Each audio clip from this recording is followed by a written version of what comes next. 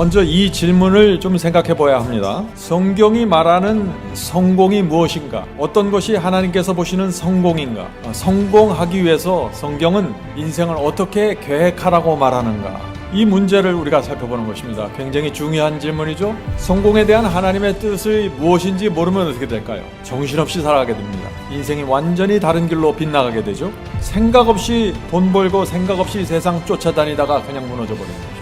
그래서 오늘 우리는 인생을 성공해야 되는데 정말 성공이 무엇인가? 어떻게 해야 되는 것인가? 하나님께서 말씀하시는 그 성공은 무엇인가? 이것을 좀 짚어보려고 하는 것입니다. 골로새서 3장 23절 24절입니다. 무슨 일을 하든지 마음을 다하여 주께 하듯 하고 사람에게 하듯 하지 말라. 자, 이것이 성공의 비결이라고 지금 내놓은 것입니다. 무슨 일을 하든지 세상 일을 하든지 무슨 일을 하든지 주님을 대하듯이 주님을 위해서 하라는 것입니다. 자, 계속해서 읽어보죠. 그 이유가 이것입니다. 이는 기업의 상을 주께 받을 줄 아나니 너희는 주 그리스도를 섬기는.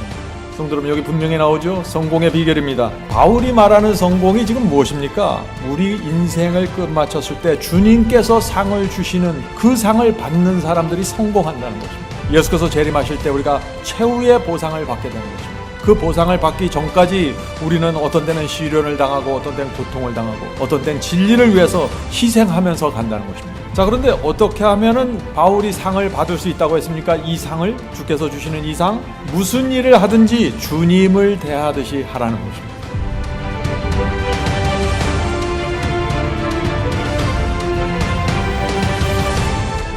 자, 그러면 이제 질문을 해야겠죠. 무슨 일을 하든지 주님을 대하듯이 하면 어떤 일이 생길까요?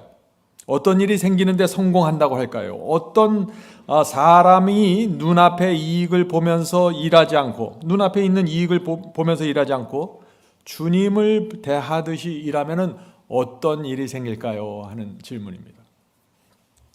어떻게 될까요? 우리가 이런 식으로 일을 하면 내 주변에 있는 모든 사람들이 나를 정말 신뢰하게 될 것입니다. 왜? 주님을 대하듯이 하면 이 사람은 신실하고 정직하고 충성스럽기 때문에 내 주변 사람들이 다 나를 신뢰하고 믿게 되겠죠. 그런 사람들은 인생에서 많은 기회를 받게 되는 것입니다. 성공의 비결입니다, 그것이. 다니엘과 세 친구들이 바벨론 궁 안에서 어떻게 그들의 신앙을 지켰습니까? 그들의 삶을 통해서, 신앙을 통해서 감화력을 끼친 것입니다. 주님을 대하듯이 사람들을 대한 것입니다. 바벨론 사람들이고 전혀 신앙이 다른 사람들이지만 정직하고 신실하게 대했을 때 그 이방인 느부갓네살 왕마저 이들에게서 마음을 열었잖아요. 그래서 길이 열린 것입니다. 우리도 그렇게 살아야 된다 하는 것이죠. 성공을 어떻게 정의할지는 완전히 다른 문제이다. 애굽에서의 요셉을 생각해보라. 그보다 더 성공적인 삶이 어디 있겠는가. 감옥에 있다가 궁전으로 신분 상승을 경험했으니 말이다. 감옥에 노예로 갇혔어요. 근데 왕궁의 총리 대신에 있습니다. 이런 신분 상승은 없죠. 완전한 성공입니다. 이것은 뭐 그리스도인을 떠나서 세상에서도 성공이죠. 최고의 성공을 거뒀습니다. 그런데 자, 계속해서 보죠. 반면 침례 요한은 어떤가? 그는 감옥에서 무덤으로 행했다.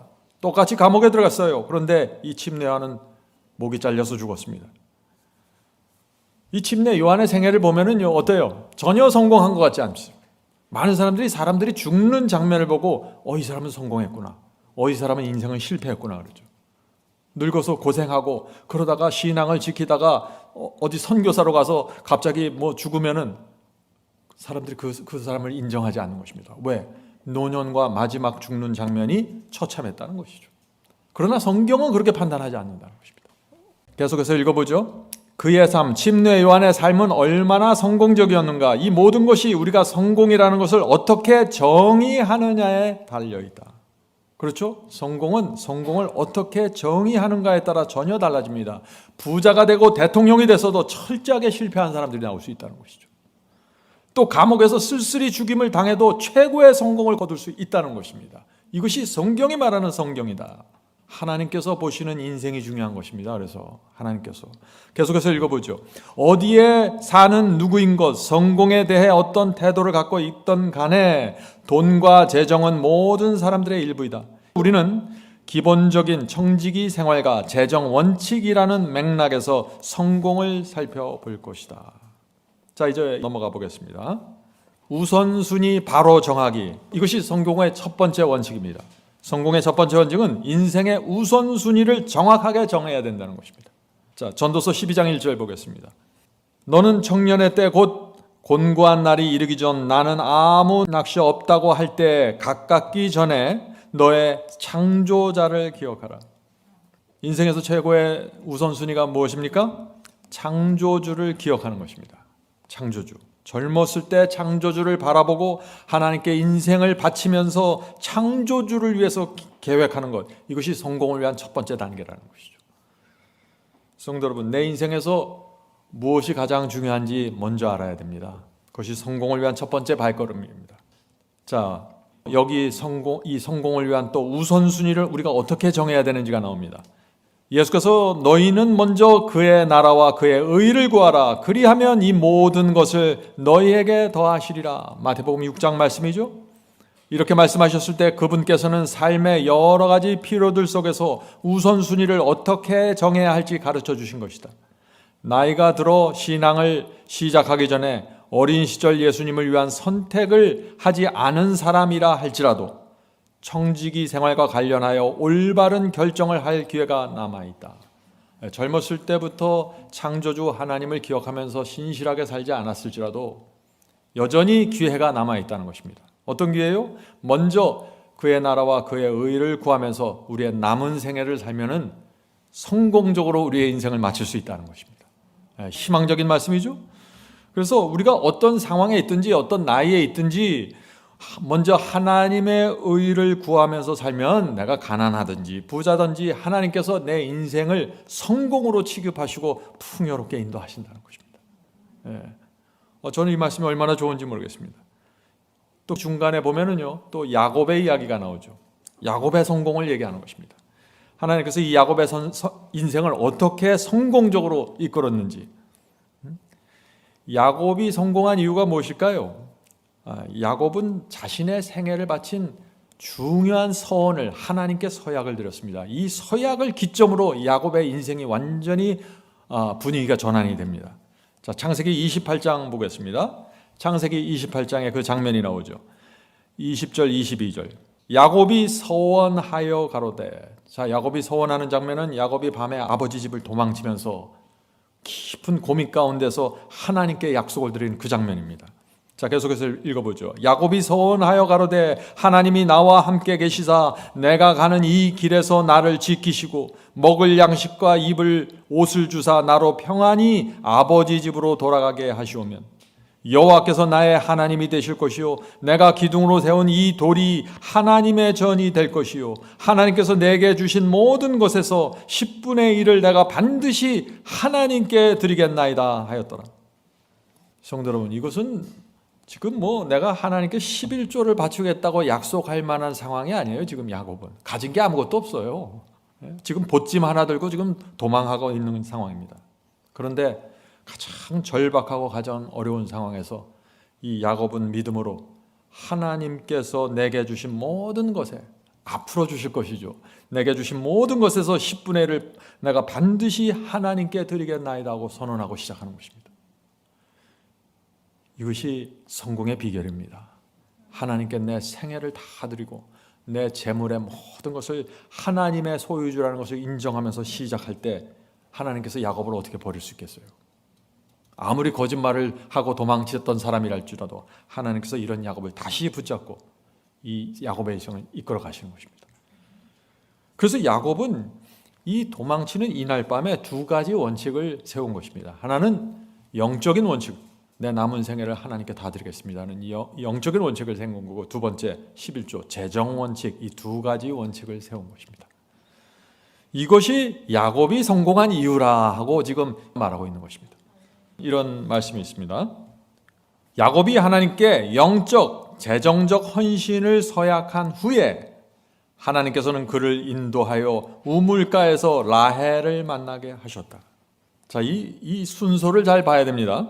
결혼을 결심하기에 앞서 영적인 결정과 어떤 직업을 가지고 어떻게 살아갈지를 결정하는 것이 좋다. 그대의 배우자가 그대가 어떤 사람인지를 제대로 알고 선택할 수 있어야 한다. 무슨 뜻이에요? 야곱이 영적인 원칙과 재정적인 원칙을 하나님께 약속한 후에 하나님의 섭리로 라헬과 결혼하게 되었다 하는 것이죠. 이 영적인 원칙과 재정적인 원칙을 세워야만 내가 어떤 사람과 누구와 결혼할지가 선택될 수 있다는 것입니다. 내가 이 선택, 내 마음속에 영적인 선택과 재정적인 선택이 정확하게 세워지지 않으면 사람을 고를 때 누구를 고려해야 될지 분명한 개념이 없다는 것이죠. 계속해서 읽어보죠. 이 사람이 신실한 그리스도인가? 이 사람이 어떤 직업을 갖게 될 것인가? 내가 이 어떤 사람의 인생에 동참하게 되는 것인가? 이 외에도 결혼 결심에 앞서 확인해야 할 질문들이 있다. 이 사람의 교육 수준은 어떤가? 결혼 생활 중에 얼만큼 빚을 갚아야 하는가? 이런 상황들을 나의 책임의 일부분으로 기꺼이 받아들일 것인가? 이런 것들이 먼저 확인돼야 된다는 것이죠. 여러 가지를 지금 말하고 있지만 제가 말씀드리고 싶은 것은 우리 인생에서 가장 중요한 두 가지 결정이 있어야 된다는 것입니다. 첫째는 뭐예요? 하나님께 충성하기로 결정하는 영적인 원칙이 세워져야 된다. 두 번째는 뭐예요? 이런 결정들을 하고 나면은 그 다음에 두 번째 결정을 해야 되는데 그것은 결혼을 위한 결정입니다. 결혼. 내가 누구와 결혼할 것인가를 또 결정해야 됩니다. 그래서 하나님께 대한 충성과 결혼을 위한 결정, 이 두 가지의 결정이 인생을 성공으로 이끄는 두 가지 큰 기둥이 된다는 것입니다. 오늘 우리는 지금 뭘 보고 있어요? 성공을 위한 비결을 지금 배우고 있는 것입니다. 성공을 위한 비결. 또 분명하게 얘기하는 것은 결혼하기 전에 두 가지 원칙을 가져야 된다. 그것이 뭐예요? 영적인 원칙과 재정 원칙이라는 것입니다. 결혼하기 앞서. 지금 무엇을 얘기하고 있어요? 결혼을 성공으로 이끌어가기 위해서 지금 어떻게 해야 되는가를 말하고 있는 것입니다. 자, 결혼하기 전에 왜 영적인 원칙과 재정 원칙을 세워야 할까요? 이것이 내 마음속에 있어야 어떤 사람을 만날 때 그 사람이 내가 가진 이 두 가지 원칙에 동의하는 사람인가 확인할 수 있다는 것입니다. 그래서 사람을 선택할 수 있다는 것이죠.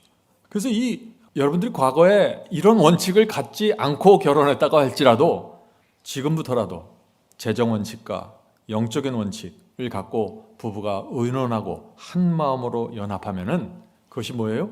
성공을 위한 비결이라는 것입니다. 오늘 우리가 그것을 살펴보는 것입니다. 그래서 가장 중요한 것, 그래서 이 전체에서 가장 키포인트는 뭐냐? 가장 우선순위는 내가 어떤 복음을 받아들이는 것입니다. 내가 어떤 복음을 받아들이고 살 것인가를 정하면은요, 나머지는 자연스럽게 정해져요. 나머지는 말씀을 따라서 다 들어옵니다. 이 승리의 복음, 말씀과 성령께 순종하는 이 복음을 정확하게 내가 세우면은요, 가정을 어떻게 끌어가고 재정을 어떻게 끌고 가고 내 부부 생활은 어떻게 가져가고 자연히 다 연결돼서 하나의 큰 집을 세우게 된다는 것입니다. 이것이 성공의 비결입니다. 두 번째 성공의 원칙은 일을 축복으로 생각해야 된다는 것입니다. 성공의 두 번째 원칙은 뭐예요? 일하고 노동하는 것을 축복으로 생각해야 한다는 것입니다. 굉장히 중요한 성경의 원칙입니다. 일하지 않고 먹고 살 수 있으면 좋을 것 같죠. 미국에서 일하지 않고 먹고 사는 분들이 계십니다. 미국에서 가장 큰 복지를 누리는 그룹이 어떤 사람들인지 아세요? 아메리칸 인디언들입니다. 미국 땅을 원래 소유하고 있던 소유주들이죠. 근데 여러분들이 아시는 것처럼 백인들이 인디언 땅을 뺏어갖고 이 미국이라는 나라를 세웠잖아요. 그래서 미안해서 그랬는지 이 미국 정부가 이 인디언들에게 평생 일하지 않고 먹고 살 수 있는 거의 완벽한 복지를 주었습니다. 최고의 복지죠. 어떤 결과가 생겼을까요? 수많은 인디언들이 마약과 술과 도박으로 살게 됐습니다. 공부할 필요도 느끼지 못하고 일할 필요도 없고, 그래서 수많은 인디언들이 아주 젊은 나이에 죽습니다. 평균 연령이 굉장히 짧습니다. 복지가 우리 모두에게 필요합니다. 그러나 일하지 않게 하는 복지는 사람을 망가뜨릴 수 있다는 것이죠. 건강한 사람은 일을 하라는 것이 성경의 가르침입니다. 자, 그러나 또 지나치게 일을 많이 하는 것도 문제가 될 수 있죠. 지나치게 일을 많이 하면 큰 문제가 생깁니다.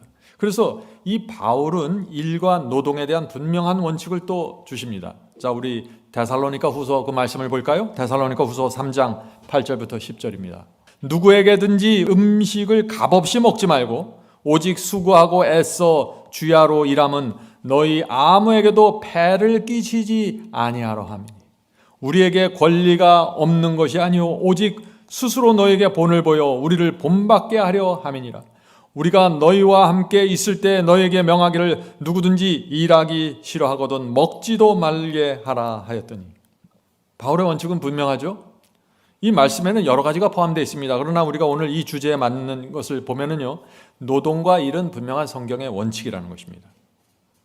그래서 우리는 부지런히 일하고 성실하게 일하고 그렇게 해서 가정을 지켜야 된다. 이거 성공의 비결입니다. 성공의 비결. 자, 잠언에 그래서 재미있는 말씀이 있습니다. 잠언 6장 말씀을 보겠습니다. 잠언 6장 10절 11절.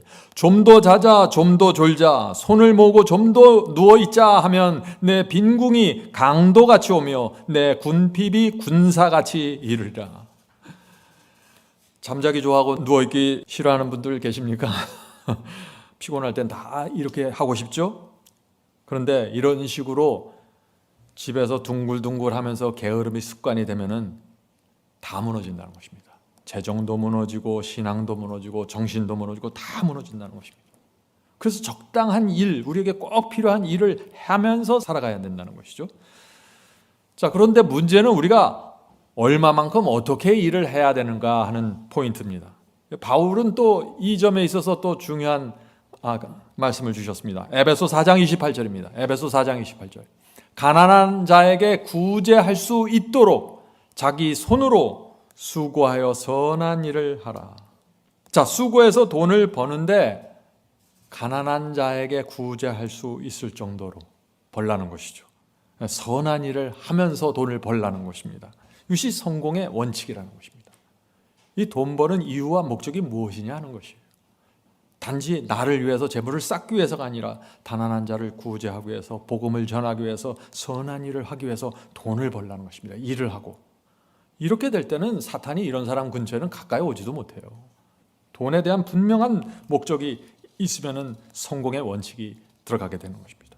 제가 오래전에 한 책을 읽었습니다. 그 책은 저 개인에게 있어서 아주 중요한 인사이트를 준 책입니다. 그 책에는 이 재물의 많고 적음을 통해서 사람들을 네 종류로 구분했습니다. 많은 사람들이 이 책을 좋아하죠. 그 네 종류가 있는데 이 네 종류의 사람들이 어떻게 나눠지는가를 우리가 보면은 인생을 알게 되는 것입니다.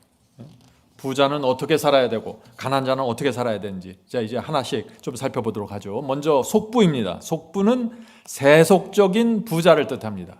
속부가 뭐예요? 세속적인 부자입니다. 뭐예요? 속부는 하나님을 알지만 돈을 사랑하는 부자이다. 돈은 많지만 그 영혼이 곤고하다. 재물이 많지만 늘 양심의 가책과 정죄를 받고 시달리면서 살아간다. 이것이 속부입니다. 예수께서 말씀하시기를 이 부자는 낙타가 바늘구멍에 들어가는 것보다 어렵다 그랬죠. 부자가 하늘 가는 것은 낙타가 바늘구멍에 들어가는 것보다 어렵다 그랬죠. 바로 이 속부가 이 케이스가 되는 것입니다. 속부. 세속적인 부자. 이 속부라는 사람들은 재물이 많지만 실패한 부자를 뜻하는 것입니다. 하나님이 말씀하신 그 성공에 들어가지 못한 것이죠. 그래서 하나님께서 원하시는 이 성공은 세속적인 부자가 되는 게 원하는 것이 아닙니다. 자, 두 번째 보겠습니다. 속부와 반대는 속빈입니다. 이건 뭐예요? 세속적인 가난한 사람이에요. 가난한데 세속적이에요. 돈도 없고 신앙도 없는 사람이에요. 이 세상에서 무시당하고 영적인 세상에서도 빈곤합니다. 최악의 경우입니다. 신앙이 없는데 경제적으로 힘들게 살아가는 사람들.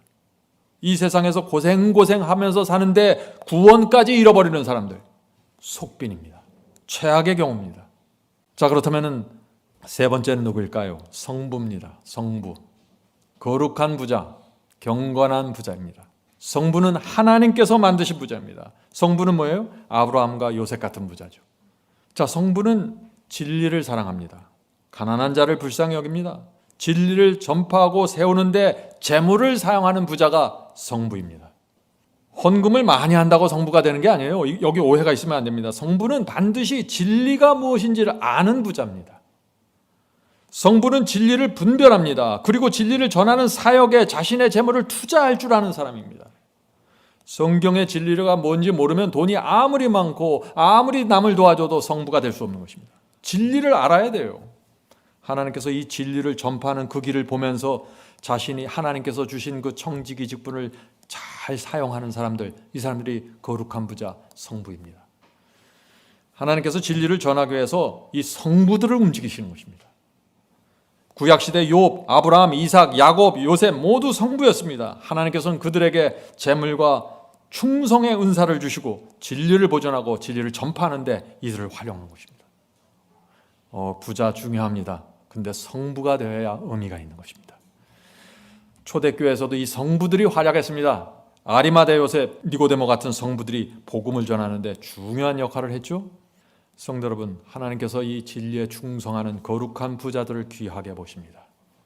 그래서 이 성부에게는요, 하늘 창고에서 직접 파이프라인이 꽂힙니다. 여러분들 그거 아세요? 성부는 자기가 뭐를 만들어서 돈 버는 사람들이 아니에요. 하나님의 축복을 크게 받아가면서 돈을 버는 사람들입니다. 하늘과 연결되어 있는 부자들이죠.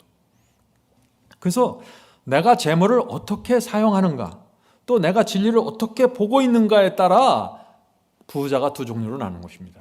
속부가 될 수 있고 성부가 될 수 있는 것입니다. 속부는 망한 부자이고 성부는 성공한 부자입니다. 왕궁에서 비단 옷을 입고 사는 그리스도인이 시골에서 평범하게 사는 그리스도인보다 더 힘들까요? 어려울까요? 부자가 더 어려운 것입니다. 부자가 더 많은 시험을 견뎌야 되는 것입니다. 그래서 이 부자는 성경 말씀에 더 집중해야 되고 성령의 감동을 늘 받지 않으면 크게 무너지는 것이 부자들입니다. 그래서 돈을 갖고 있는 분들, 재물이 있는 분들은 반드시 이 성부가 누구인지 어떤 사람들인지 분명히 공부해야 되는 것입니다. 성부는 누구예요? 영을 분별할 수 있는 부자들입니다. 그래서 하나님께서 성부에게 큰 재물을 허락하시는 것입니다. 영을 분별하고 진리를 분별할 수 있기 때문에 이런 은사를 주시는 것입니다. 재물을 모을 수 있는 은사 말이죠. 자, 네 번째 마지막입니다. 우리가 속부, 속빈, 성부 배웠죠? 이제 나머지 뭐예요? 네, 성빈입니다. 성빈이 뭐예요? 경건한 가난한 자들입니다. 네, 경건하지만 거룩한 성도들입니다. 성빈은 의를 위해서 진리를 지키기 위해서 그러다 보니까 어떻게 가난하게 된 사람들이에요. 네? 성빈은 정직하고 부지런하지만 하나님께서 그 사람을 가난하게 만들었습니다. 하나님께서 어떤 사람을 성빈으로 부르면은요, 그 사람에겐 돈이 붙지 않아요. 왜 그럴까요? 하나님께서 그를 성빈으로 부르셔서 사명을 주시기 때문에 그렇습니다. 성도 여러분, 여러분 중에 혹시 나는 가난하다 하는 분들이 계십니까? 전혀 좌절하거나 실망할 필요 없습니다. 여러분들의 남은 생애 동안 성빈으로 살면 되는 것입니다. 그러면 누구보다도 분명한 확신을 갖고 이 세상을 성공적으로 마칠 수가 있는 것입니다. 성경에는 성부도 나오지만 수많은 성빈들이 나옵니다. 저는 정말 성빈이 되고 싶습니다. 찢어지게 가난해도 하나님께 충성하는 성빈으로 살면 성공입니다. 하나님께서 이 성빈을 이 세상 어떤 속부들보다 귀하게 보십니다. 하나님께서 왜 이 성분을 귀하게 보실까요? 교회를 위해서 큰 헌금도 드리지 못한 이 가난한 거룩한 자들을 왜 하나님께서 귀하게 보실까요? 이들은 진리를 정확하게 보고 있고 이 진리를 전파하기 위해서 자신의 생애를 바치고 있기 때문에 그렇습니다. 성빈은요, 그래서 자기가 가난하다고 해서 위축되지 않아요. 이 성빈의 중요한 특징입니다. 성빈은 남의 눈치 보지 않아요. 돈 때문에. 왜요? 자기가 진리에 대한 확신을 갖고 살기 때문이죠. 하나님께서 이 가난하지만 진리를 붙잡고 있는 자신을 얼마나 귀하게 보실 것을 믿기 때문입니다. 그래서 이 가난한 성빈들은 말과 태도와 분위기에 있어서 믿음과 확신이 나타나게 되는 것입니다. 성도 여러분, 저는 이 성빈들이 좋습니다. 저희 교회 많은 성빈들이 좀 찾아와 주기를 전 기대하고 있습니다. 자, 그러나 또 오해하지 말아야 됩니다. 가난하고 신앙이 있다고 다 성빈이 아니에요. 가난하다고 신앙이 있다고 성빈은 아닙니다. 성빈은 가난하지만 진리를 꿰뚫고 있어야 돼요. 가난하지만 진리를 세우기 위해서 몸 바치는 사람들입니다. 그냥 막연하게 신앙을 줬고 막연하게 교회 열심히 다니고 이것을 말하는 것이 아니에요. 성빈은 그래서 자기보다 더 가난한 자들을 불쌍히 여기면서 삽니다.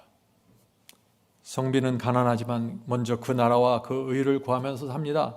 성빈이 이렇게 살기 때문에 이 주께서 이 성빈들을 귀하게 보시는 것입니다. 자, 그러면 제가 이제 정리하는 질문을 드립니다.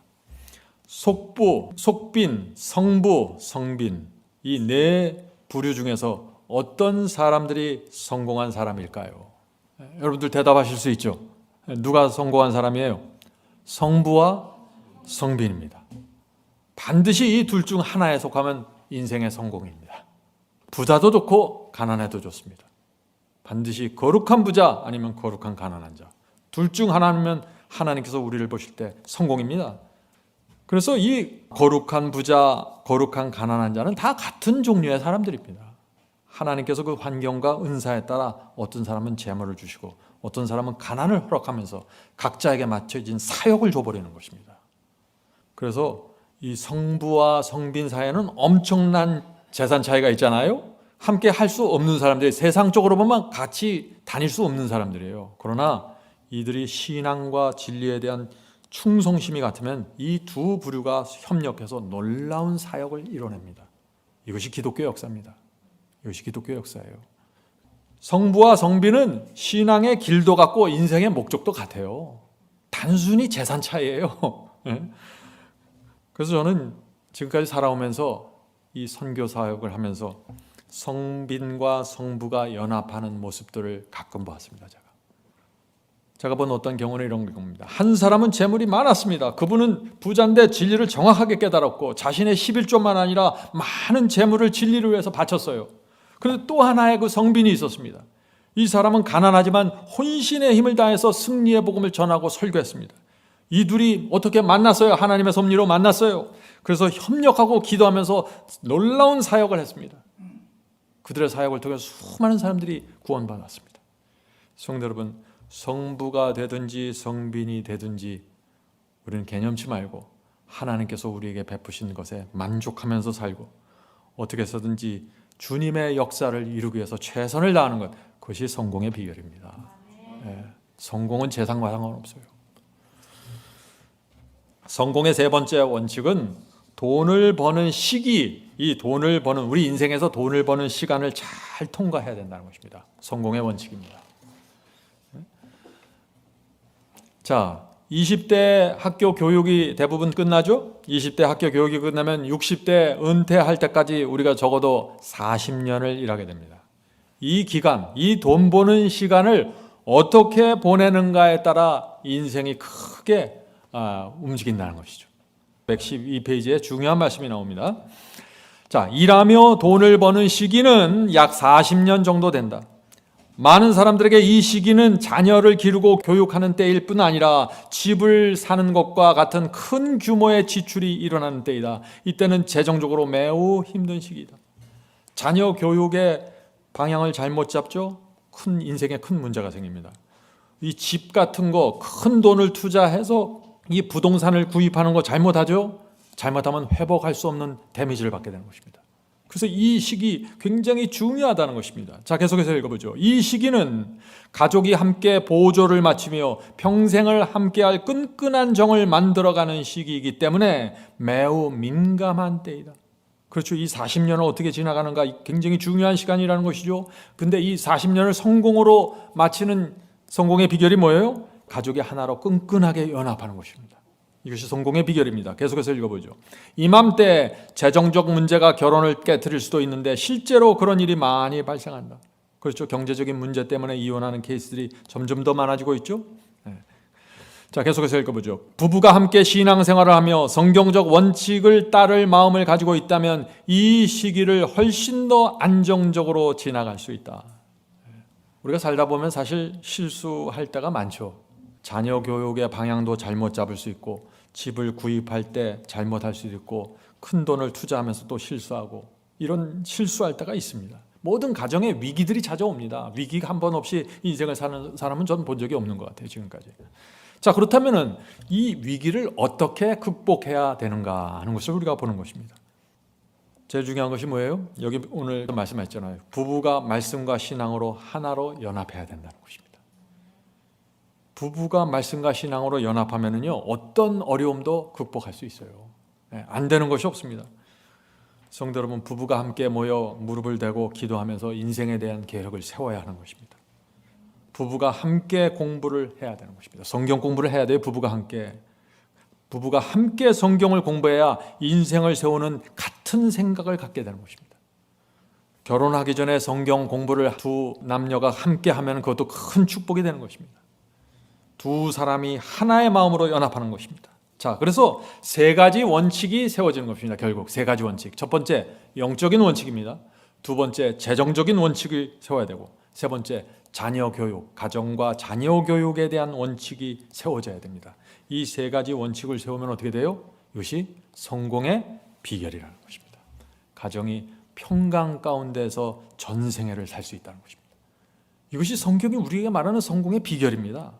여기서 놓치면 놓칠수록 자꾸 데미지가 생기는 것이에요. 그런데 성경의 이 원칙을 모르면 내가 데미지를 받고 있고 내가 어려운 일을 당하면서도 무엇이 원인인지 분별하지 못하고 지나가 버린다는 것입니다.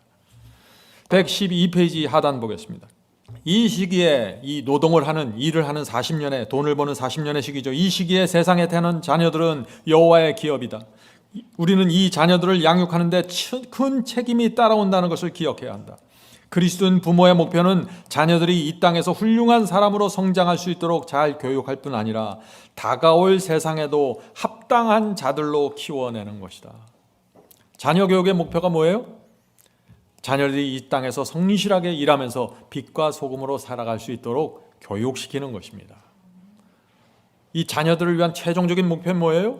이 자녀들이 하늘 도성에 들어갈 수 있는 성도로 키워내는 것이 자녀 교육이라는 것입니다. 자, 그래서 자녀 교육의 세 가지 방법이 나옵니다. 자, 우리가 이제 그 방법을, 세 가지 방법을 하나씩 좀 살펴보도록 하죠.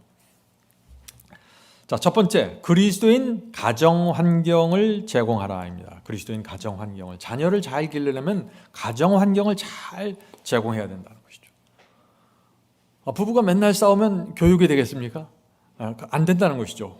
어떤 환경을 제공해야 되나? 자, 여기에는 규칙적이고 흥미로운 가정 예배, 교회 출석, 또 신실한 11조와 각종 헌금 생활이 포함된다. 이런 습관들은 어릴 때부터 잘 교육해야 한다. 커서 갑자기 이런 신앙으로 들어오기 어려워요. 어렸을 때부터 이것이 몸에 배야 된다는 것이죠. 자녀들에게 그래서 우리가 왜 예배 드려야 되고 왜 헌금을 드려야 되고 이런 것을 잘 설명해 줘야 된다는 것입니다. 그래서 자기 스스로 11조를 준비하고 자기 스스로 헌금을 준비해서 교회에 나올 수 있도록 훈련시켜줘야 된다는 것입니다. 자, 제가 참 좋아하는 말씀이 나옵니다. 질서 정연하고 잘 훈련된 가정은 인간이 할 수 있는 모든 설교보다 그리스도교를 더욱 많이 증거한다. 강력한 설교보다 더 효과적인 전도 방법이 뭐예요? 질서 정연하고 잘 훈련된 가정이라는 것입니다. 이 가정이 세상에 탁 보여지면 어떻게 돼요? 많은 이 세상에서 지쳐있고 실패한 사람들이 경이로운 눈으로 바라보게 된다는 것이죠. 그래서 우리 교우 여러분들은 잘 훈련된 가정을 만들기 위해서 정말 기도하고 노력해야 합니다. 우선 이것은 부부에게 먼저 시작이 되는 것입니다. 두 사람의 마음이 맞춰서 시작이 되는 것입니다. 부부가 짝이 안 맞으면 나 혼자라도 시작을 해야겠죠. 자, 두 번째, 자녀 교육이죠. 두 번째 자녀 교육법. 자녀들이 즐거운 마음으로 일하도록, 그리고 일을 소중히 여기도록 가르치라. 한국 사람들이 잘 안 되는 게 이거 같아요. 자녀들이 근면하고 성실하게 일하는 것을 가르쳐 줘야 되는 것입니다. 이렇게 일해야 사회에서 인정을 받고 교제가 이루어지는 것입니다.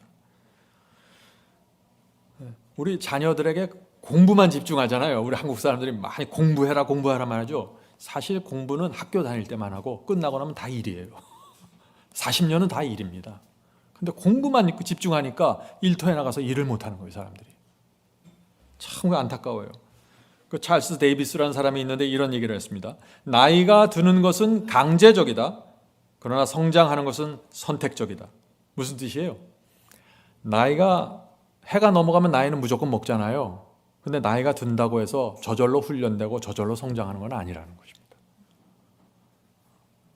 제 친구들 보면은 60대도 있고 제 후배들 보면 50대도 있는데 철없는 친구들 많아요. 훈련이 전혀 안 돼 있어요. 나이는 강제적으로 먹었어요. 50, 60. 근데 만나서 대화하고 사회생활하는 태도를 보면 전혀 훈련이 안 돼요. 철부지예요. 그럴 수 있어요.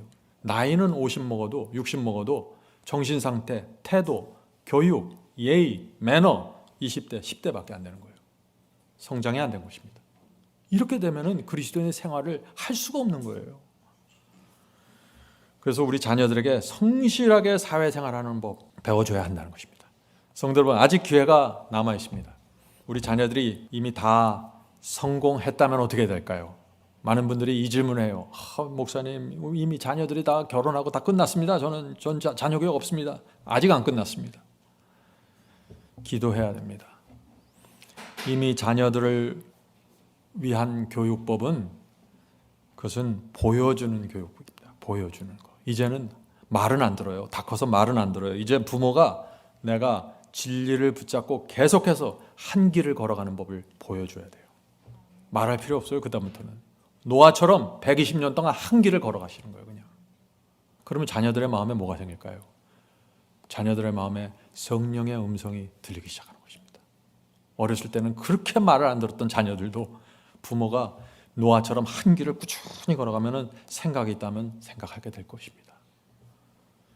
그래서 이것이 이 자녀를 위한 최고의 교육법은 무엇이냐? 보여주는 교육이에요. 말만 하는 교육은 안 돼요. 자, 성실하게 일하기. 이것이 네 번째 성공의 법칙입니다. 성실하게 일하는 법을 배워야 한다는 것입니다. 성실하게 일하지 못하는 사람들은 성공할 수 없다는 것이에요. 그건 세상의 원칙이고 영적인 원칙 마찬가지입니다. 만일 젊은 시절들의 결정이 현명했고 그들이 예상치 못한 사건들로 인해서 방해받지 않았다면 성공적인 삶을 위한 마지막 단계는 가장 행복한 시간이 될 가능성이 있다. 이상적인 상황이라면 자녀들은 모두 독립했고 주택담보대출을 포함해 남아있는 빚이 없고 일상생활에 필요한 이동수단, 자동차도 다 해결된 상태이고 빚이 없고 노년의 삶을 유지하기 위한 적당한 수준의 소득이 보장되어 있을 것이다. 아니, 이런 상태로 은퇴하면 얼마나 좋겠어요. 이런 사람들인데 제가 보면 많지 않은 것 같아요. 저도 이것을 기준으로 보면 저도 많이 부족합니다. 그래서 저는 이런 말씀을 드리고 싶어요. 이제 나이가 들어서 은퇴 준비할 때 네 가지가 굉장히 중요합니다. 네 가지. 첫째, 빚과 채무가 가능한 한 없는 상태에서 노년을 맞이하도록 최선을 다하는 것입니다. 둘째는 적은 수입으로도 만족하면서 살아갈 수 있는 신앙을 가져야 돼요. 적은 수입으로도 콩 한 조각 부부가 나눠 먹으면서 여보 오늘 우리 행복하지? 이렇게 되면 성공한 부부입니다. 셋째, 은퇴하면 갖게 되는 그 많은 시간을 어떻게 보내야 되는지 계획하셔야 됩니다. 은퇴하면 어떻게 돼요? 나이가 들면 들수록 돈은 없어지고 몸은 약해지면서 남는 건 시간이에요. 시간만 엄청나게 많이 가져요. 그래서 제가 어떨 때 한번 미국에서 노인 아파트를 방문하면은 나이 드신 어른들이 그 많은 시간을 감당하지 못해갖고 너무 외로워서 TV 틀어놓고 하루 종일 방에서 왔다 갔다 해요. 왜 그럴까요? 노년을 위해서 준비가 안 된 것입니다. 돈이 문제가 아니에요. 가면 갈수록 돈은 문제가 아니에요. 넷째, 어떻게 주님의 마음에 기쁨을 드리는 노년의 은퇴의 삶을 보내야 하는지 기도하면서 계획하셔야 합니다. 미리 준비해야 돼요. 미리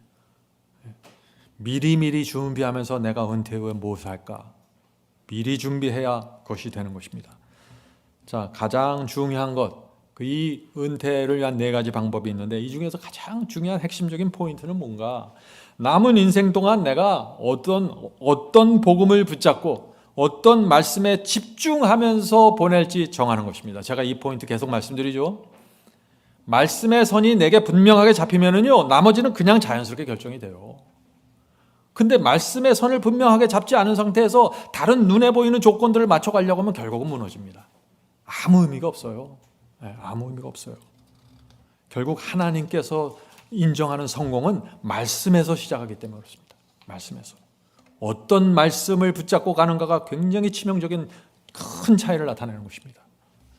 성실하게 일하고 사람들과 소통할 수 있고 내게 주어진 과제를 확실하게 끝내는 훈련을 우리 자녀들이 해야 된다는 것입니다. 여러분들 사회생활 해보면 이게 다 아니에요? 그래서 저도 마지막 사명 우리 젊은 선교팀들에게 이 점을 강조합니다. 신앙도 중요하지만 자기에게 맡긴 과제, 소통하고 계획하면서 끝내는 것, 이거 굉장히 중요하다는 것입니다. 신앙이 있어도 이것이 안 되면 막혀버리는 것이에요. 결국 신앙까지 무너져 버려요. 세 번째, 자녀에게 좋은 교육의 기회를 제공하라. 누구나 부모라면 누구나 좋은 기회를 제공하고 싶겠죠. 요즘 어떤 분들은 홈스쿨을 생각하는 분들이 있지만 홈스쿨을 생각하는 분들은 경험을 가진, 신앙이 있고 경험을 가진 분들하고 좀 대화를 하고 자문을 받아야 됩니다. 쉽게 홈스쿨은 중요한 균형이 있습니다. 여러 가지 조건들을 맞춰주면서 해야 되는 거예요. 자, 가장 자녀 교육할 때 가장 중요하고 필요한 것이 무엇일까요? 어떤 교육이 필요할까요? 부모와 자녀가 좋은 관계를 먼저 유지해야 됩니다. 어떤 경우에는 우리가 같이 자녀들과 함께 예배드리지만 부모하고 자녀하고 깨어진 상태에서 예배드릴 수 있어요. 이럴 때는 성령께서 크게 역사하실 수가 없는 것이죠. 그래서 어린 자녀들과 함께 놀아줘야 됩니다. 그 아이들의 수준에 맞춰서 놀아주고 대화하는 것이 필요합니다. 그러면서 동시에 영적인 피로를 채워주고, 그러면서 동시에 스스로 인생을 헤쳐나갈 수 있는 훈련을 시켜줘야 되는 것입니다. 이 자녀 교육은요, 생각하면 완전히 종합예술이에요. 다 갖추고 있어야지 이게 제대로 되는 것이죠. 그래서 자녀들에게 생각하는 훈련, 선택하는 훈련, 결정하는 훈련, 계획을 세우고 이행하는 훈련, 이런 훈련들을 계속해서 시켜줘야 되는 것이죠. 그것이 자녀들이 이 세상을 성공적으로 살 수 있게 준비시켜 주는 것입니다.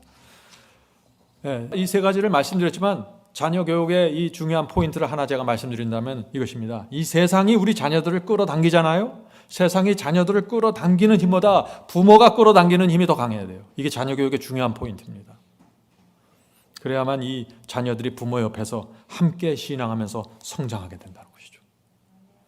이 세상이 끌어당기는 힘보다 더 강력한 힘을 받기 위해서 이 부모들이 기도하면서 정말 자녀들을 위해서 붙잡고 가야 되는 것입니다. 113페이지 상단 보겠습니다. 거기 이런 질문이 나옵니다. 113페이지 상단에 부모들이 양육을 위해 최선을 다할지라도 자녀들이 어떻게 성장할지에 대해 장담할 수 있는 사람은 없다는 것을 생각해 보십시오. 그렇죠? 장담할 수 없어요. 우리 자녀들에서 아무도 장담할 수 없습니다. 장성한 자녀들의 선택에 대해 부모들이 지나치게 스스로를 탓하지 않는 것이 중요한 이유는 무엇일까요? 제가 젊었을 때 이제 자녀들을 교육을 시키면은 이제 어린 아이들을 가진 부모들은 어린 아이들에 대해서 굉장히 자랑스럽게 생각하고 우리 아이가 이렇습니다. 우리 아이가 이렇게 똑똑해요. 막 그런데 이제 중고등학교 아이들을 갖고 있는 부모들은 조금 더 기다려 봐라. 그러고 듣고 있어요. 그래서 자녀 교육이라는 건 누구도 장담할 수 없는 것이죠. 그런데 우리가 이 자녀 교육을 정말 최선을 다해 좋은 선택을 했을지라도 자녀 교육이 잘 안 됐을 경우가 생긴다는 것입니다. 성경 말씀대로 교육한다 그래서 다 아이들이 성장하고 멋있게 되고 신앙을 잘 지키고 구원받는 게 아니에요. 왜 그럴까요? 왜냐하면 결국 최종적인 결정은 자녀 스스로 하는 것입니다. 부모가 말씀대로 교육하고 호소는 할 수 있어요. 그러나 결정은 자녀가 하는 것입니다. 자녀도 자기 스스로 자기를 부인해야 돼요. 자녀도 자기 스스로 자기 십자가를 져야 돼요. 그래야만 구원받을 수 있는 것입니다. 자녀들도 스스로 자기 마음과 생애를 하나님께 드려야 하는 그 결정을 해야 되는 것입니다. 그래야 자녀도 교육을 받는 것이에요. 생각해 보세요. 구약시대 아론, 대제사장 아론의 아들들 여러분 아시죠? 엘리의 아들, 다윗의 아들은 또 어땠습니까? 다 타락했어요. 왜 그랬을까요? 이 부모들은 계시를 보고 영감적인 사람들이었는데 어떻게 이렇게 타락할 수 있을까요? 물론 부모 각 개인에게 문제도 있었겠죠. 그러나 죄와 불순종은 자녀 스스로의 선택입니다. 그래서 제가 이 말씀을 드리는 이유는 뭐예요? 너무 부모들이 자책하지 말라는 것입니다. 내 자녀가 잘 안 됐다고 해서 그냥 어떤 분들은 늙어서 머리가 하얄 때까지 슬픈 생애를 살아요. 그럴 필요 없다는 것입니다. 부모 노릇을 우리가 한 여러 번 하면은 실수를 좀 줄일 수 있겠죠. 그럼 우리가 다 부모 노릇 처음 하잖아요. 처음 하다 보니까 열심히 해도 부족함이 있다는 것입니다. 그래서 제가 오늘 나이 드신 부모님들에게 너무 자책하지 마십시오. 이제 남은 생애를 주님께 바치고 한 길을, 제가 앞에 말씀드렸죠, 노아처럼 한 길을 계속해서 걸어나가신 거예요. 죽는 그 순간까지. 그럴 때 하나님께서 이 자녀들에게 호소하시고 감동하실 수 있다는 것입니다. 마지막 기회가 자녀들에게 간다는 것입니다. 자, 114페이지 중간 보겠습니다. 거기 이런 말씀이 있습니다. 하나님께서는 일과 삶에 있어서 당신의 자녀들에게 높은 표준을 요구하신다. 그 표준은 우리의 마음에 기록된 하나님의 계명이며 돌비에 기록된 계명이요? 아니요. 우리 마음에 기록된 하나님의 계명입니다. 우리의 품성을 통해 드러난다. 우리의 표준이 무엇입니까? 하나님의 계명, 마음에 기록된 하나님의 계명이고 주님을 닮은 성품이 우리의 표준입니다. 세상이 점점 더 악해져가고 기독교적 가르침이 갈수록 약화되어 가는 이때 그리스도인들이 세상이 기대하는 것 이상의 수준으로 살며 일하는 것은 훨씬 더 중요하다. 성도 여러분, 여기 뭘 말하고 있나요? 우리가 세상이 기대하는 수준만큼 살면 안 된다는 것이에요. 거기에 만족하면 안 된다는 거예요. 그것이 우리의 고울이 되면 안 된다는 것이죠. 하나님께서 기대하는 수준으로 살아야 된다는 것입니다. 그 수준이 무엇이에요? 그 수준은 성실이라. 근데 이 성실이 영어로는 integrity입니다. 이것은 정확한 번역은 고결함이에요. 성실과 고결함은 좀 다르죠? 예. 근데 이 책에서는 이 성실이라고 번역이 됐습니다. 자, 성실, 고결함이 무엇인가? 성실, 고결함에 대한 글을 제가 준비했습니다. 이 글을 한번 들어보세요. 이 글이 참 감동적입니다. 성실이란 정직한 성품이다. 성실이란 견고한 도덕적 원칙을 갖는 것이다. 성실이란 자신이 믿는 원칙에 따라 행동하는 것이다. 성실이란 밝은 향기를 내는 성품이다. 성실이란 다른 사람의 약점을 보완해 주는 것이다. 성실이라는 거짓과 속임이 없는 것이다. 성실이란 신뢰할 수 있는 성품이다. 성실이란 자신의 말과 행동에 대해 책임을 지는 것이다. 성실이란 어둡고 음흉한 분위기를 퍼뜨리지 않는 것이다. 성실이란 이익이나 결과에 상관없이 진리를 선택하는 것이다. 이것이 성경이 말하는 성실입니다. 이것은 세상이 기대하는 수준이 아니죠. 이것은 하나님께서 기대하는 수준입니다. 성도 여러분, 그러나 문제는 이것이에요. 우리가 어떻게 이 성실이라는 하나님의 기대, 이 표준에 도달할 수 있는가 하는 것이 문제겠죠. 성실에 대해서 말할 수는 있어요. 그러나 how를 얘기해 줘야 된다는 것이 how. 복음을 전할 때는 항상 how가 중요한 것입니다. 사람으로는 할 수 없지만 하나님께서 하신다는 것이죠. 자, 마태복음 19장 이 말씀하시죠? 마태복음 19장 26절입니다. 예수께서 그들을 보시며 이르시되 사람으로는 할 수 없으나 하나님으로서는 다 하실 수 있느니라. 성도 여러분, 하나님께서 우리 속에서 어떻게 성실을 이루어내실 수 있을까요? 우리가 온 마음과 생애를 주님께 바치면 그때 하나님의 말씀과 성령이 우리 속에서 역사가 시작되는 것입니다. 분명하게 역사가 일어납니다. 그때 우리가 살 때, 우리가 인생의 길을 걸어갈 때 그때마다 이 말씀과 성령이 우리를 지도하시고 호소하시고 우리를 성실한 길로 인도해 주신다는 것입니다. 그래서 하나님의 기대에 들어가게 된다는 것이죠. 그리고 우리가 혹시 성실하지 않는 길로 들어가려고 하면 어떻게 돼요? 즉시 성령께서 오셔서 말씀해 주시잖아요. 너 그 길로 가면 안 돼 해주시잖아요. 그래서 말씀과 성령이 우리를 성실의 길로 인도하신다는 것이죠. 자, 성실한 삶으로 들어가는 열쇠가 있습니다. 성실한 삶으로 들어가는 열쇠. 첫 번째 열쇠가 뭐예요? 내가 성실한 삶을 살겠다는 단호한 선택을 먼저 해야 돼요. 그냥 선택하지 않고 언젠간 되겠지, 안 돼요. 오늘 많은 분들이 이 선택이라는 단어를 별로 안 좋아합니다. 신앙과 선택을 연결해서 설명하려고 하면 참 위험하다고 생각하고 선택으로 하는 신앙이요? 그거 행함으로 말미암는 의 안 해요? 자꾸 이런 얘기를 해요. 오해입니다. 성경은 우리에게 선택하라고 요구하고 있어요. 자, 그 말씀 볼까요? 잠언서 22장 1절입니다. 잠언서 21장 1절. 많은 재물보다 명예를 선택할 것이요. 진리를 따라가려고 하는데 여기 재물이 나오고 여기 명예가 있어요. 그러면 명예를 선택하라는 것입니다. 무슨 명예요? 하나님의 명예를 선택하라는 것이에요. 자, 계속해서 보죠. 많은 재물보다 명예를 선택할 것이요. 은이나 금보다 은총을 더욱 택할 것이니라. 은이나 금이나 돈바구니보다 뭐예요? 하나님의 은혜를 기억하면서 선택하라는 것이에요. 성경은 선택을 말하고 있습니다. 성경이 말하는 선택은 그냥 눈에 보이는 행동이 아니에요. 이것은 성령께서 그 은혜를 통해서 우리 마음을 감동시켜서 우리 마음에서 나오는 선택입니다. 마음에서 나오는 결정이에요. 이것이 성경이 말하는 선택입니다. 당연한 것이죠. 선택하지 않고 결정하지 않는 마음이라는 건 그건 성령의 감화가 없는 마음이에요. 그거는. 그래서 성경이 말하는 이 성실함이라는 것은, 이 선택하는 성실함이라는 것은 그냥 우연히 생기는 것이 아니에요. 성실함은 하나님의 부르심을 따라가고 싶은 나의 소원이고 나의 선택이고 나의 결단에서 시작되는 것입니다. 성령의 역사로 이것이 이루어지는 것이에요. 성령의 역사 속에 들어가면 매일 선택하게 됩니다. 하나님의 명예를 위해서 말이죠. 누가 선택하지 말라 그래요? 당연히 선택해야죠. 성도 여러분, 어렵고 힘든 길을 갈지라도 내가 전진하겠다는 선택과 결정하는 것입니다. 진리에 대한 충성입니다, 이것이. 자, 창세기 39장 보면은요, 요셉의 성실함을 얘기합니다. 요셉의 성실함. 창세기 39장 6절부터 9절 보겠습니다. 주인이, 보디발 장군이죠, 주인이 그의 소유를 다 요셉의 손에 위탁하고, 아니 보디발 장군이 자기 집에 있는 이 하인 노예에게 자기 소유를 다 요셉의 손에 위탁하고 자기가 먹는 음식 외에는 간섭하지 아니하였더라. 참 이분 참 속편하게 사는 것 같아요. 하인에게 다 맡겨주고 사는 것입니다. 곡간 열쇠 다 넘겨주고 내가 먹는 음식만 내가 선택할게, 이렇게 사는 거예요. 요셉이 어느 정도 성실했으면 이런 엄청난 권한을 갖게 될까요? 성실함입니다.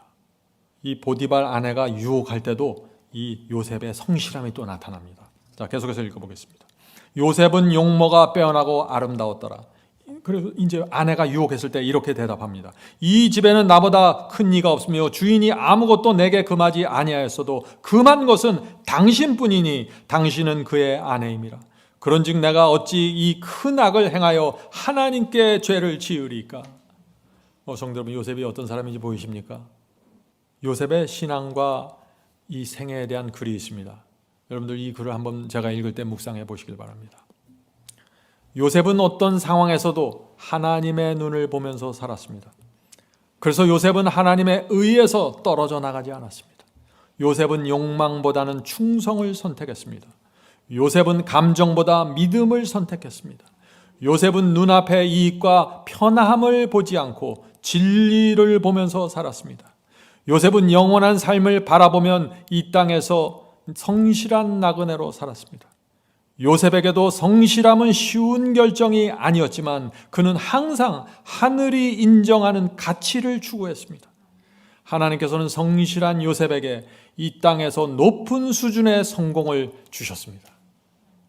성도 여러분, 하나님께서 우리에게 성공이라는 축복을 주실 때 하나님께서 마음 편하게 넉넉하게 주실 수 있는 사람들이 돼야 된다는 것입니다. 어떤 사람들이에요? 인테그리티입니다. 성실한 사람들입니다. 고결함을 갖고 있는 사람들이에요. 그런 사람들은 하나님께서 마음껏 축복하셔도 불안하질 않아요. 이 성실함, 고결함이 없으면 어떻게 돼요? 조금 축복하면 교만해져요. 또 조금 가난하면 콱 귀가 죽어버리고. 이건 아니에요. 그런 건 아니에요. 분명해야 됩니다, 이것이. 다섯 번째 성경의 원칙은 재정과 신앙에 있어서, 우리 인생에 있어서 하나님의 조언을 구하면서 사는 것입니다. 첫 번째, 인생의 성공의 원칙. 첫 번째 뭐예요? 인생의 우선순위를 정확하게 정하는 것이죠. 둘째, 일하고 노동하는 것을 축복으로 삼아야 된다. 셋째, 돈을 버는 시기, 이 40년의 시기를 하나님의 말씀과 원칙대로 잘 통과해야 된다는 것입니다. 넷째 성공의 원칙은 성실하게 일하는 것이죠. 다섯째, 재정과 신앙에 있어서 우리 인생에서 하나님의 조언을 늘 구하라는 것입니다. 이 다섯 가지의 원칙 속에서 하나님께서 우리 인생을 성공으로 이끌어 간다는 것이죠. 자, 116페이지 보겠습니다. 세상에는 많은 자산 관리 전문가들이 있지만 하나님께서는 그분께서 우리에게 맡기신 자산 관리를 위해 그들의 자문을 구하는 것에 대해 경고하셨다. 시편 1장의 말씀이죠. 복 있는 사람은 악인들의 꾀를 따르지 아니하며 죄인들의 길에 서지 아니하며 오만한 자들의 자리에 앉지 아니하고 오직 여호와의 율법을 즐거워하며 그의 율법을 주야로 묵상하는도다. 그는 시냇가에 심은 나무가 철을 따라 열매를 맺으며 그 잎사귀가 마르지 아닌 것 같으니 그가 모든 일에 다 형통하리로다. 기록된 것 같이 여호와의 율법을 즐거워하는 자는 복을 받을 것이다. 이것이 성공의 비결이다. 성공의 비결이 무엇입니까? 재정, 자녀교육, 가정, 일, 이 모든 것이 하나님의 말씀을 따라갈 때 이 세상에서 평강을 누리고 하늘 도성에 들어가는 최고의 성공을 이루게 된다는 것입니다. 성도 여러분, 결국은 하나님의 말씀을 의지하는 것으로 결정되는 것입니다. 자, 끝으로 한 말씀만 읽고 마치도록 하겠습니다. 이 말씀 중요합니다. 우리는 인생에 대한 하나님의 계획에 전심으로 따라가야 된다. 인생을 살 때 내 계획을 따라가는 게 아니라 나를 향해서 주어진 하나님의 계획을 보면서 간다는 것입니다. 성공의 비결입니다.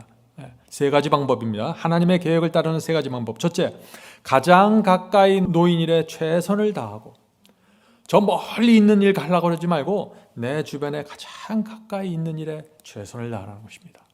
적은 일에 충성을 해야 큰 일이 주어지는 것입니다.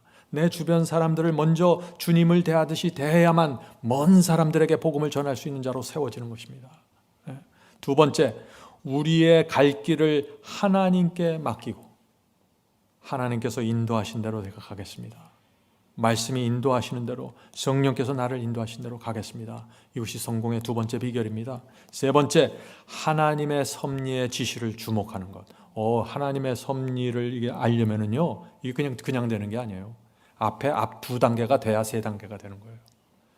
작은 일에 충성하면서 말씀과 예언을 정확하게 들여다보는 사람들, 진리가 뭔지 정확하게 통찰력 있게 바라보는 사람들, 이런 사람들이 주변에서 상황이 변화될 때 하나님의 섭리가 내 주변에서 어떻게 일어나는지 분별할 수 있다는 것이에요. 감으로 하는 거 아니에요, 이거. 계속해서 읽겠습니다. 섭리의 지시를 주목하는 것 등은 우리가 직업을 선택하는데 안전한 지도를 받도록 하는 원칙인 것이다. 성도 여러분, 우리가 하나님의 이런 원칙 속으로 들어가면요, 사탄이 우리를 무너뜨리지 못합니다.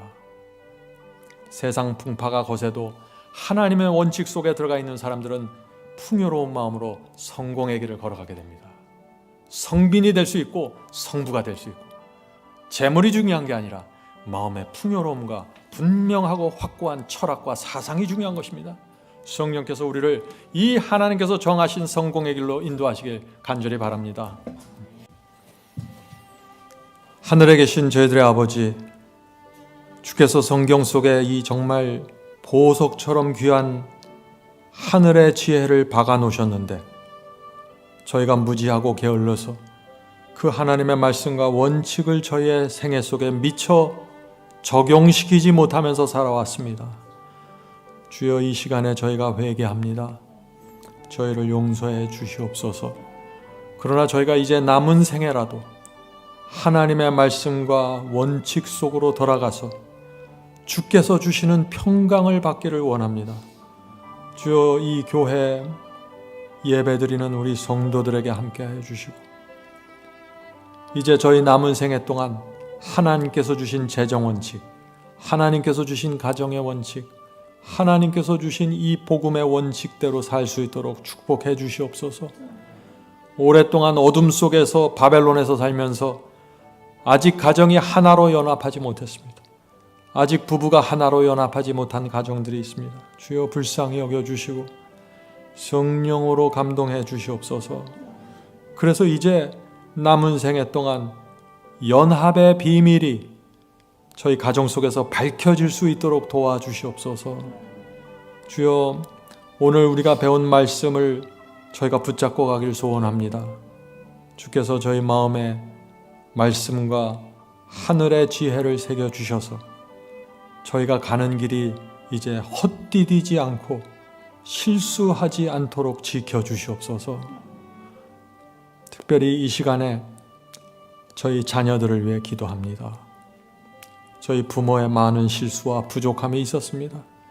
그러나 이제 이 자녀들을 다시 주님께 드리고 자녀들을 위해서 기도하는 삶을 살겠습니다. 주여, 도와주시옵소서. 이제 저희가 드리는 서원은 남은 생애 동안 이 부족한 부모들이 주께서 인도하시는 한 길을 걸어가겠다는 것입니다. 자녀들이 저희의 삶을 보면서 찔림을 받고 교훈을 받고 하나님께 돌아오겠다는 마음의 감동을 할 수 있도록 주여 도와주시옵소서. 그들을 인도해 주시옵소서. 예수님의 이름으로 간절히 기도드립니다. 아멘.